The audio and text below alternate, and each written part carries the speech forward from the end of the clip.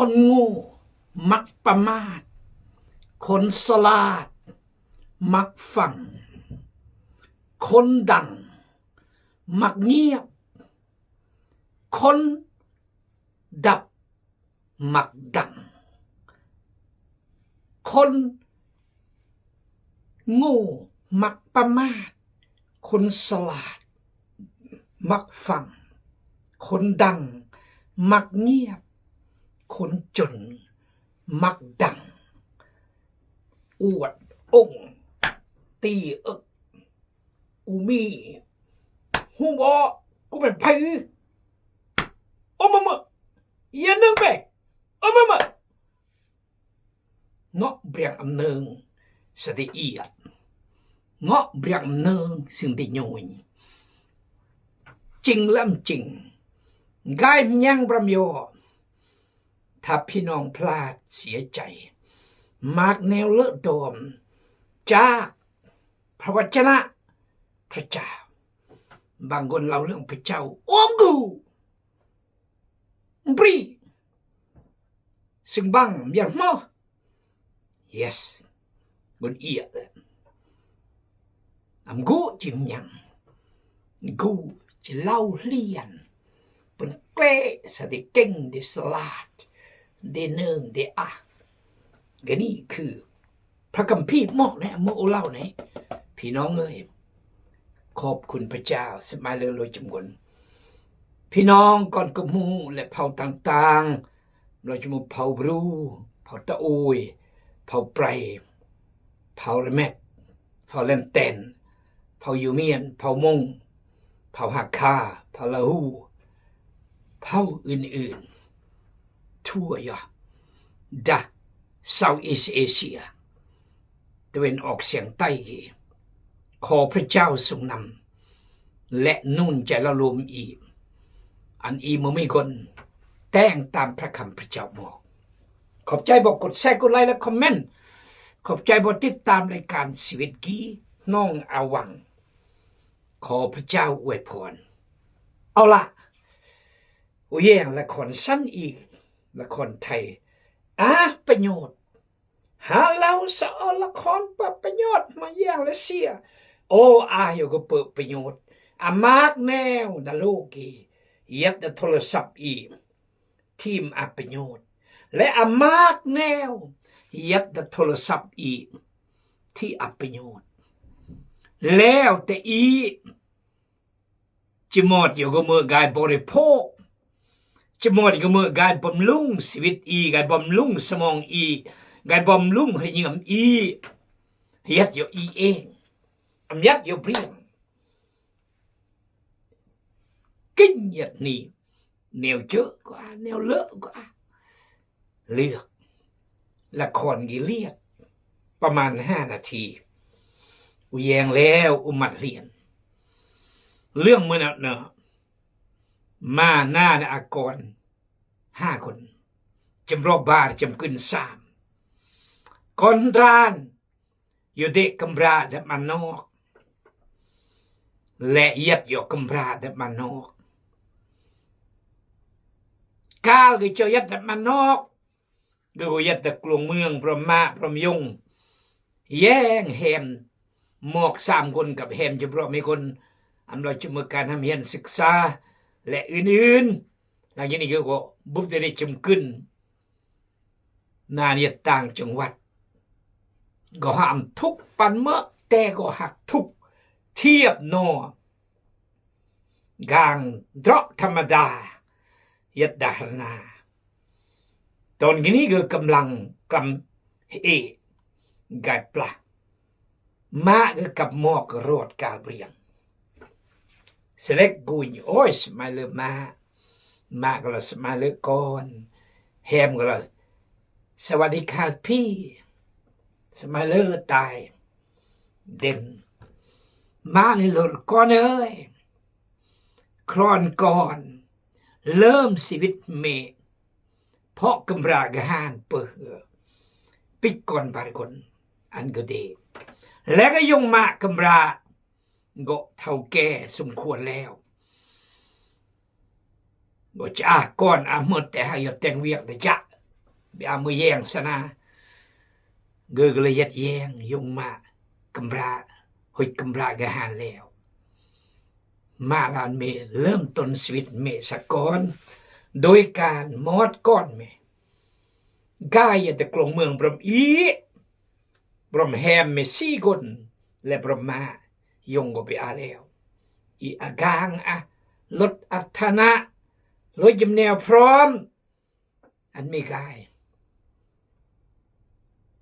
เราโอ้ยแค่มาเกินตอบมาเนี่ยมาเสนอเลยอุจิแตงสึงมาตอนรับบัวมาเราตะบ้าวก่อนเรื่องยอกการเรื่องสึงมาอันสำคัญพอดีแฮม3 คนจำรอกจำขึ้นบ้านคนก็ยอกพอนนัดยอกเลยเมื่อก็แต่งเวียกต่างมอนต่างแห้งนัดยอบุบตายเลยบุบก่อนจำร้อนรานที่เรียกเนาะก็ดูถูกกลางตายดิอันหนึ่งเสมอกลางตายดิมาเมียบุบตายดิซะกรีมกลางตายโอ้เนาะก็ทรันตกใจปลอยแฮม4 คนเลยมาโอ้ยกลองเกออันตั้งชีวิตเมก็มันเท่าตะแกอายุประมาณ40 ปลายกายตั้งเนื้อตั้งตัวเกอก็จื่นจันซะเมื่อโดเจียงยงมากำราเดและกิเยงเรียงหนานอนทรากลมพูนก็บาสามตู้ทำนองนี้แหละหลังจากนี้ดึงเมื่อก็อัมกายแฮมจมโบรมอดกมูลตะบัดกีกอายทำเมมกายกมูลยัดขี้นำเมื่อออกไม่ได้เมย์เปลี่ยนเลยเพื่อย่อยครอบครัวเมย์ดูก็มอดขอบใจมอกไม่คนอีกอันอีก50 บันบาทหือตายอันเมเปเลียงเมเองเลยก้อนเมเลยครอบครัวตายแฮมจำขึ้นไม่ก่อนฮืออายโอนไม่ได้ขมูลกูอยู่ไม่แล้ว20 บันปับน้องแฮมจำขึ้นไม่ก่อนแฮมจำขึ้นแล้วลงมาอายเอ้ยอากางบ้านหลังจันไม่ได้ไม่หลังอันไม่ได้ฟรีจะโอนอันไม่ได้นอกอริยอดเลยสกอกยอยามมาวางแผนอันก่อนปลุย5 คนปุ๊บยอดเกลี้ยกล่อมอายอันตั้งชีวิตเมแต่อายจียัดชีวิตแบบนี้เพื่อเห็นแก่ยงมากำรามมือแยงและตูต่างนาโนกีก็ประทับพระเยือมความสัตย์ซื่อความเห็นแก่ตัวได้เกิดความเลอะได้เกิดและแฮมกัน4 คนออริยอดถ้าอายกายและตั้งชีวิตเมอีจะอันไม่ได้แล้วอันไม่เบอมาไปอันไม่ทุกกีการตายแฮมคือเพื่อยามกีเมื่อแนวนี้เมื่อเพื่อกลิเทียงยอคัดแยงยอญาติมรดกยอพ้องร้องยอจุดได้จุเบื่อนจุเบอจุมาหมดในนี่เอาไรพี่น้องเลยประโยชน์ล่ำมาละครแบบเกิดสอนนี้ล่ำสอนคริสเตียนสติพระเจ้าที่พระคำพระเจ้าครอนี้ชีวิตแบบเกิดเมื่อละครกินแสดงเรียนมัดหรือสวดไหนเปิดกูนการอุจจาระพระคัมภีร์หรือตี 5แย่งแล้วป้าซึ่งแล้วก็พื้นพี่น้องเดดื่มแล้วซะ เรื่องดีจะซ่อนอีซ่อนบอลอยจำบนหรือซ่อนอีลอยจำบนอันเนืองรักยอเริ่มจากใต้แหมจึงก่อยมาเปรียงถ้ายิ่มชายรักใต้แหมเดอำจ้อยใต้แหมเดภายในเดน้องกุ้ยน้องเที่ยงยอน้องมักกำปงยอน้องบีบยอจัดการยอเปรียงมือบังจะนำมาพระเจ้าซ่อนตาซิโอนอันก็รักเปรียงขอพระเจ้าเมตตาอีรับละครเรื่องกีไก่อูนมาบทเฮียนอันบทเดรู้จำกนอำกลิบมาอำผิดพระคัมภีร์ซ่อนอีโดยตัวจริงเลยมึงแสดงอันกูหยือถึงจะมาเรื่องจริงแต่ก็มาภาพแต่อันอีคิดตระกัดและจื้ออุ่นแต่สมองแต่เยื่อมได้แต่งตัวยอระยอพี่น้องเอ้ยและสังคมคริสเตียนอีและสังคมกัมพูอีเผาอีจะเข้มแข็งถ้าอิรักยอสมัคคียอย่อยยอยูดยอตูลแต่รู้ยอยูดแต่ยูดตูลยอเคลื่อนและพระเจ้าจะรับเกียรติและพระเจ้าจะทอกเทพระพรอยู่อันอีเดอย่างมากมายขอพระเจ้าเสริมกำลังขอพระเจ้ารับเกียรติดาสตอรี่กีขอสมัยเลยลุยจมกนขอบใจบอกกดแชร์กดไลค์และคอมเมนต์ขอบใจที่บอติดตามรายการติกมูอีชีวิตกีน้องเอาหวังขอพระเจ้านำพาลุยจมกนเอาละอ่านพระยอห์นหนังสือ1 โครินธ์บท6 ข้อ 9พวกเจ้าบ่ฮู้บ่ว่าคนชั่วช้าอธรรมจะบ่มีส่วนในราชอาณาจักรของพระเจ้าอย่าเข้าใจผิดว่าคนพิษสายยิงคนคาบไว้ฮูบเคารพสำคัญเรียนก้าวพิษสายยิงนั่นก็คือลิ้นจุ่มกึ่นที่เมื่อกำราเดนี่แหละข้าไว้รูปเคารพคนลิ้นสู้ก็ดีลิ้นสู้ผู้เมียโสเพณีสายยิงพวกรักรวมเพศคนขี้รักคนขี้โลภคนขี้เหล้าคนเว้าใส่ห้ายไปสี่มาว่าใส่ห้ายไปสี่หรือคนซ่อโกงก็ดีคนเหล่านั้นจะบ่มีส่วนในราชอาณาจักรของพระเจ้าแต่ก่อนมีบางคนในพวกเจ้าได้เป็นอย่างนั้นแต่พวกเจ้าได้ถูกชำระจากบาปกรรมแล้วพวกเจ้าได้ถูกชำระให้บริสุทธิ์แล้วพวกเจ้าได้เป็นคนชอบธรรมแล้วโดยพระนามขององค์พระเยซูคริสต์เจ้าและโดยพระวิญญาณแห่งพระเจ้าของพวกเขาอธิษฐานร่วมยอพระบิดาเจ้าคนอยู่กับความรักและชีวิตยัดเมื่อพระเจ้ายกกุยและเข้าใจและยัดอยู่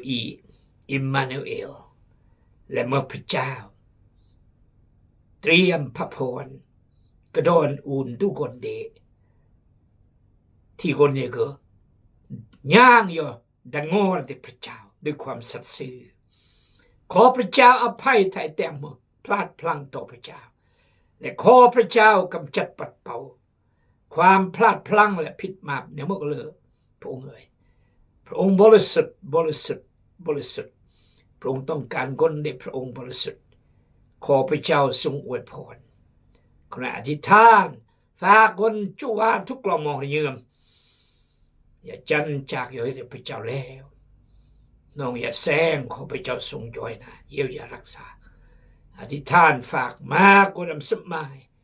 สุขภาพร่างกายทองวันกุมเท่าเจ้าก็ผัดทับใส่ติ่งขอพระเจ้าทรงนำเส้นกันเยียวยารักษาขณะอธิษฐานขอพระเจ้าอวยพรโดยจำนวนอธิษฐาน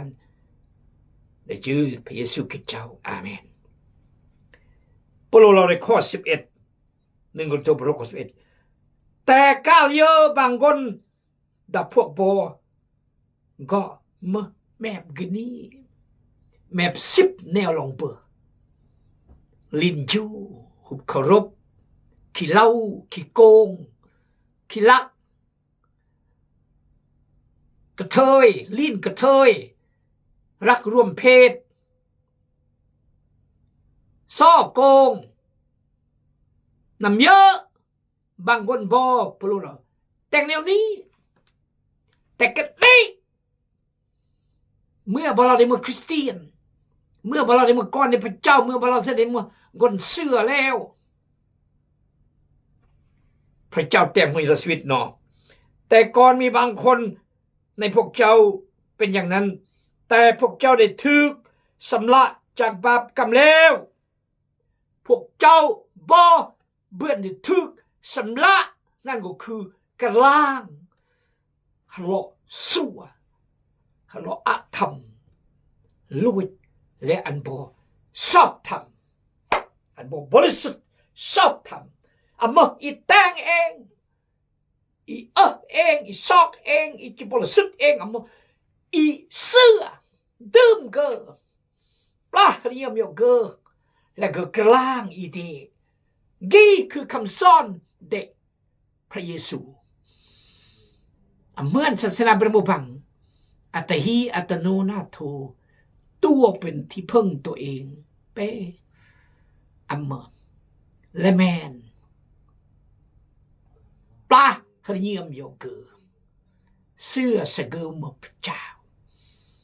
หานสามือเวรจักหานแล้วเกอยกมาอีปิกกลางมาอีปิกและนี่มือบนบริสุทธิ์แล้วคือ yes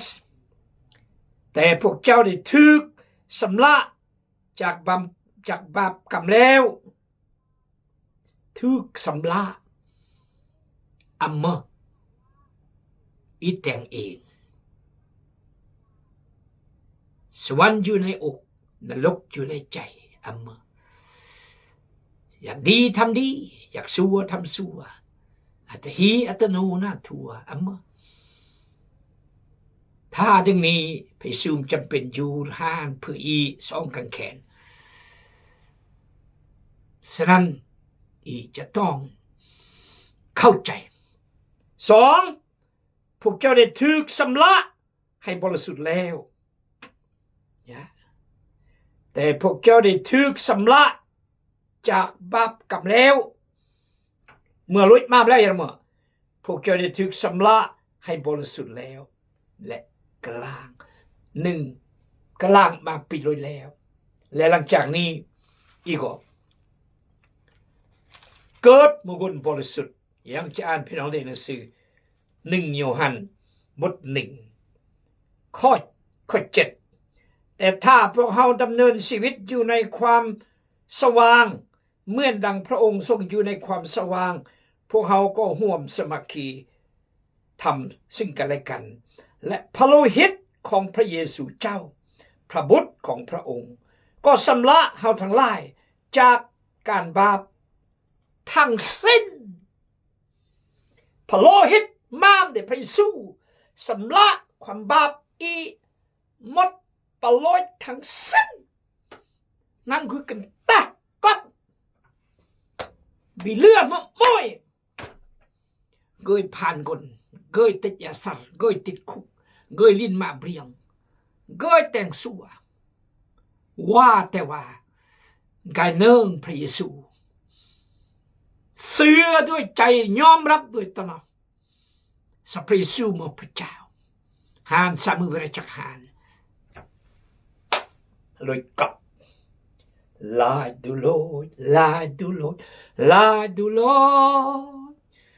สิ่งคือตำเรียมโอกีลาดูโลดสิ่งอภิษอามา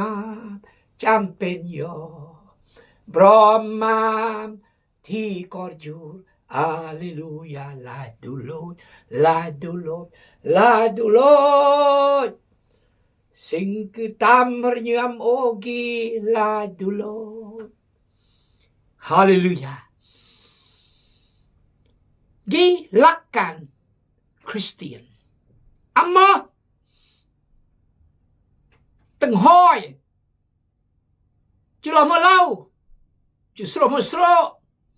Amakot aken albop alibiyab am alakkan ahit pon pe ยิ่งใหญ่ที่สุดจริง yes ต่อยเราดึงมือขี่พวกเจ้าได้ถูกชำระให้บริสุทธิ์แล้วพวกเจ้าได้เป็นคนชอบธรรมแล้วหนึ่งชำระมากสองอันบริสุทธิ์สามชอบธรรมภาษาอังกฤษ clean your sin sanctify your sin justification นั่นคือชอบธรรม justify ลองคิดนั่นคือชอบธรรมลอยแล้วไม่ไปjustification เหมือนคนคดีดึงต่อหน้าศาลคณะพิพากษา8-9 คน8 คนเด่นอ่านข้อความเท่าก็ถูกกล่าวหาฆ่าคนโดยเจตนาแต่ซอกหาข้อมูลความจริงบ่มีแต่ข้อกล่าวหาซื่อๆบ่มีหลักฐานยังคนที่ฆ่าแม่นเท่างอตั้งแต่วินาทีนี้เท่าก็หมดคดีและบ่มีความผิดยังบ่มีโทษแล้วปลดโซ่ออกมือออกตีนเราปล่อยให้เราอิสระในมือนี้ตลอดไปนี่คือคริสเตียน